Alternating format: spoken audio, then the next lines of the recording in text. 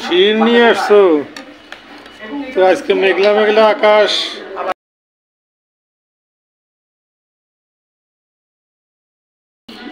মেঘলা তো মেঘলা আকাশ সকালে নাস্তা খেয়ে আপনাদের আপা আমি নিচে নেমে শাকসবজি নিয়ে আসলাম। তো এখন খেজুরের গুড় দিয়ে ক্ষীর বা পায়েস পাক করেছে। আর এত অন্ধকার আজকে কুয়াশা, একটু শুয়েছি ঘরে, মশা মনে হয় যেন ইংলিশ গান গাচ্ছে আমাদের কানের কাছে এসে, ব্যান্ড শো গাই। হ্যাঁ ওয়াও, তো ক্ষীর আপনাদের আপা পাক করেছে, বলতেছে নাকি কিছু ঘ্রাণ পাও।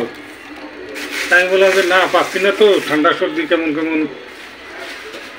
তো শিখে আসলাম, পাক করতেছে। এই যে আমি পাকের ঘরে এখন চুলার উপরে গরম দেখাচ্ছে খেজুরের গুড়ের, টাটকা খেজুরের গুড়, সেই স্বাদ রে, সেই স্বাদ। এত স্বাদ কেন? খেজুরের গুড়ের পায়েস বা ক্ষীর হয়েছে, মাশাআল্লাহ, আবার গুঁড়া দুধ, ডিপ্লোমা দুধ, সেই স্বাদ, সেই স্বাদ। এত স্বাদ কেন? মাশাআল্লাহ। পোলার চাল দিয়া আমার নিজেরা খাবো, বাস হয়ে গেল। ঘন হোক। হ্যাঁ সেই তো। তো দেখতেছেন কাজী ব্লগসে বন্ধুরা, খেজুরের গুড়ের পায়েস আমরা ঢাকার শহরে থেকে বাসায় পাক করতেছি। খেজুরের স্বাদ নিচ্ছি শহরের এলাকায় বসে, কিছু করার নেই। দেশ গ্রামও তো এখন খেজুরের রস পাওয়া দুষ্কর, দুরূহ হয়ে গেছে। তো এক নাম্বার দুই নাম্বার বলা যাবে না, খাইতে জানি না, নাম্বার বুঝি না, নাম্বার বলা যায় না। হ্যাঁ, আর নাম্বার সাথে একটা খাওয়া হয় না। তো এই খেজুরের গুড়ের পায়েসে যেন একটা লাইক, কমেন্ট এবং সাবস্ক্রাইব হয়, সবার কাছে এই আবেদন রইল। কেমন? নাইলে কিন্তু সেবুদের মতন গালি শুরু করে দেবো। বাবা বললো যে সকাল থেকে উঠে কাজ করতে হয়, এটা রান্না ওটা রান্না, এটা ধোয়া ওটা ধোয়া, ঘর মোছা, বসতে দিলাম না। তাই আমি বললাম যে মরার পরে একবারে ঘুমাই যাইও, তাই না?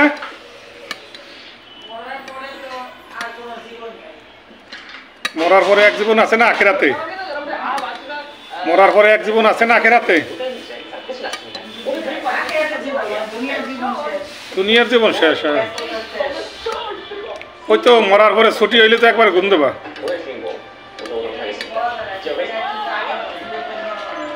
হ্যাঁ, ও কতগুলো বয়স পাক করছে। হ্যাঁ,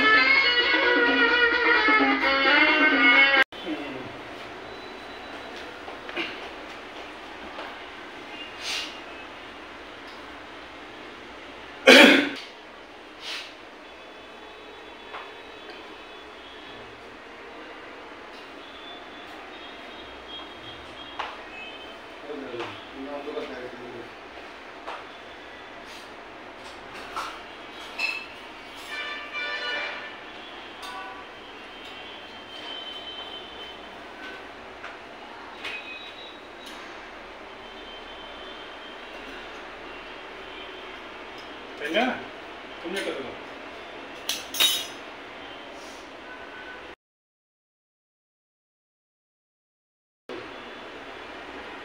আর দুপুরে যে পায়েস পাকাইছিল খেজুরের গুড় দিয়ে পায়েস, আর এখন তৈরি করা হইল পা পিঠা। সেই চালতার আচার, আচার তো শেষ। হ্যাঁ,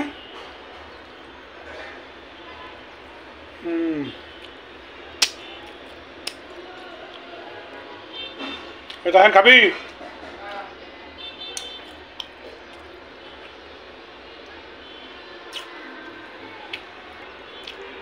অনেক মজা এবং টেস্ট হয়েছিল আচারটা।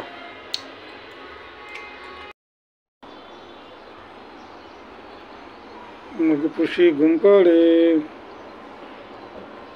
পিটি পিটি করিয়ে তাকায়। ঘুমের টাইম আর 9টা বাজে ঘুমায় না ও, ঘুম তো থাক মতো।